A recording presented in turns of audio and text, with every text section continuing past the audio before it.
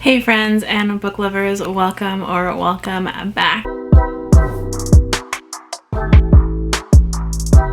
It is time for my March TBR and oh my god, this year has already flown by. February is definitely the shortest month of the year because I blink and I miss it. I don't even know what happened in February. I just know that it was really friggin' cold here. It is absolutely freezing. I feel like the house is at like 73, 74 and I still feel cold down to my bones.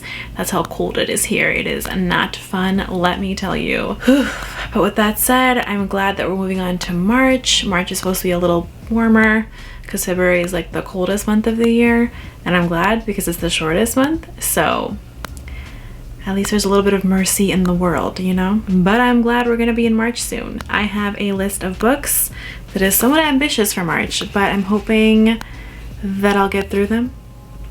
Some of these I've already started, and some of these I have to finish for April. So without further ado, let's get right on into this March TBR. So the first ones are really the last two in the Daughter of Smoke and Bone series.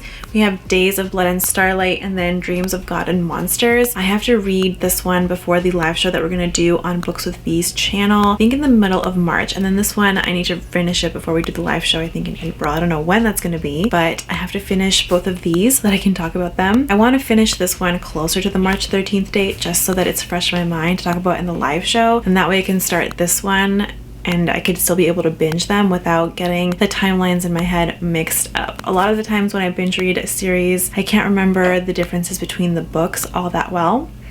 So I'm gonna try to ease these ones out. Originally, I wanted to read this one in the month of February, but since the live show is a little bit later, I'm gonna save this one for the beginning of March. So let's see, and this one's going to be the middle to the end of March for the last live show in this series. I'm really happy that we are reading these on Books with Bees channel. This just so happens to be a series that I've put on my top series to read, and I'll link that video up above and down below in case you haven't seen it.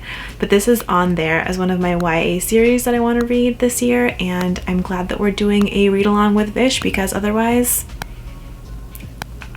maybe I wouldn't be as motivated to pick it up, but now I have to. And it's been really fun. I always love buddy reading with Vish over on her Discord, and she has some really good taste in books, so y'all should definitely check her out. The next one that I've started but I haven't finished is The Great Hunt by Robert Jordan. I read The Eye of the World and finished that in January, and I was hoping to finish this one in February, but other books came out, and so I've only read a few chapters, and I will finish this in March. I'm currently buddy reading this with Ashley over at A Fiction and Fantasy. I think she's further along than I am in this series, but that's okay, I will catch up. And I think this will be a really great March buddy read. I'm probably gonna read more of it towards like the very beginning of March, hopefully to have it done by the halfway point in March, and then start on The Dragon Reborn and then get caught up at least on those first 3 books. I am planning on reading these like one every 2 months, so I don't put too much pressure on myself because they end up being quite thick. Like, look how thick these ones are. I am excited. I actually really like these covers besides the like little Prime Video thing. I think these are like the best covers that they've ever come out with them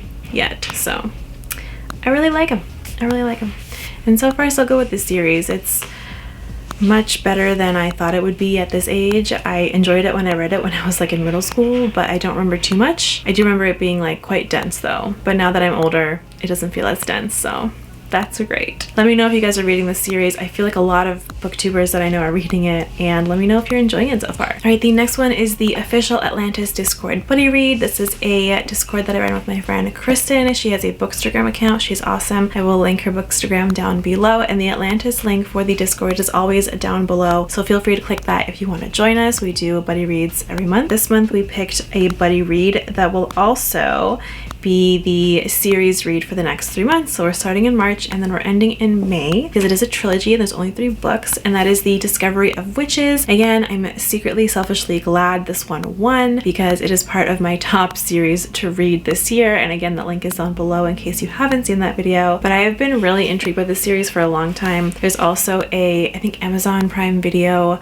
series about this book series out as well, and I don't know if they're adding more seasons or if it's only a couple seasons, but I want to read the books before I get into the actual series because I do want to watch it, and it's just been on my to read list for so long. I've heard really great things about it. This is like an adult story a witch and a vampire. There's romantic elements as well, which I always do enjoy, and I feel like this is going to be really fun for me. I think I'm going to really enjoy it. Now, will it be 5 stars?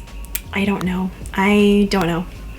But I think it's going to be up there, and I expect it to be 3 stars or more. So I expect to actually really enjoy this, if that helps. If you guys want to join us on this buddy read for this series, click on the Atlantis link below and join us. We're reading it at the start of March. All right, this next one is another YA book, which is an additional read for the Atlantis Discord, because we had one like Discovery of Witches that was really popular, and then this one that also had a lot of votes, so we thought, well, we'll add another buddy read for it. And this one I'm like, maybe I'll read it, maybe I won't pressure myself, but it's been on my TBR for a while and I have the sequel, so I figure I should read it and see if I like it, if I want to keep buying the sequels. And that is The Kingdom of the Wicked by Carrie Maniscalco. I've heard a lot of good things about this, and I've heard a lot of people really like it. It is a YA kind of darker fantasy story, and it definitely has some romantic elements in it, so I think it'll be fun that way too. I am not 100% sure if it is a fantasy romance, but it does have a strong romance plotline,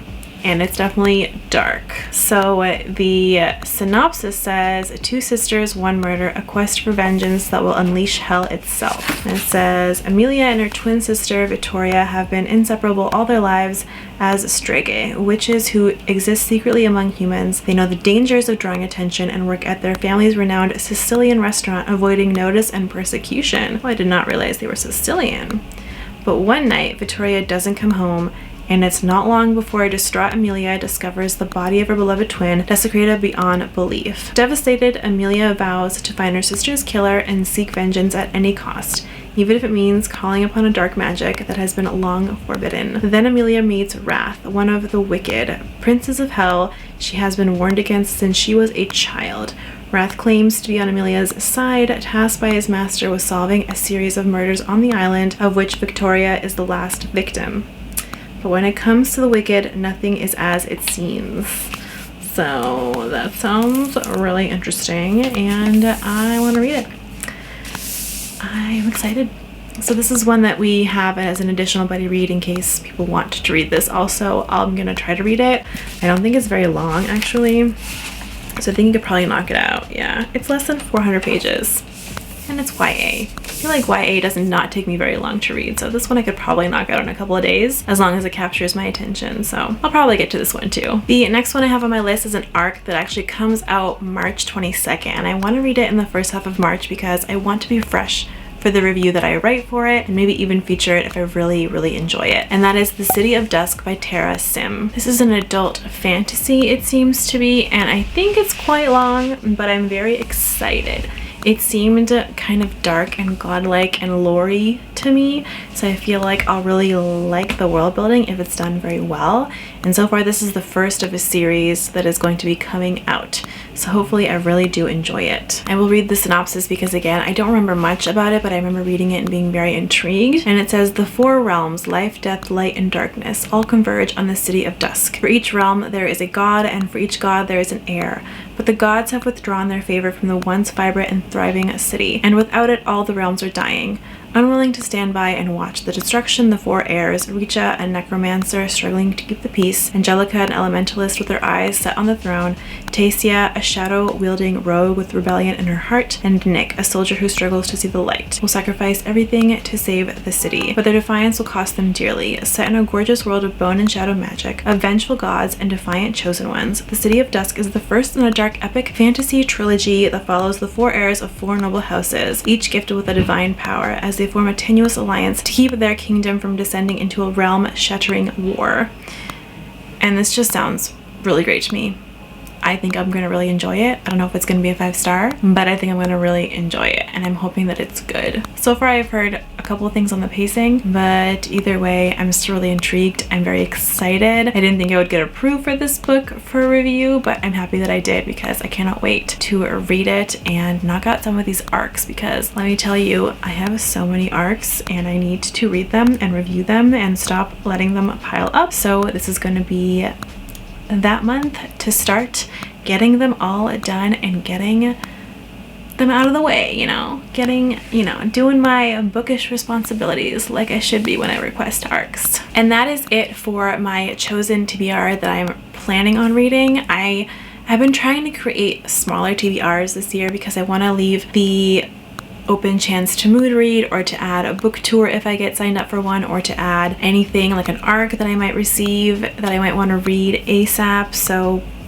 leaving it open a little bit and just only choosing like 6 or 7 books instead of choosing like 10 or 12 and then like scrambling to try to fit them all into the month and stressing myself out. Let me know in the comments down below if you're doing anything different with your TBRs this year, and if you've read any of these books or if you plan on reading any of these books in the near future. Also, let me know what your March TBR looks like because I'm always intrigued and excited to hear what y'all are reading also. If you like this video, please click that like button. That always helps me out a lot. And if you like my content and you want to see more, please don't hesitate to subscribe.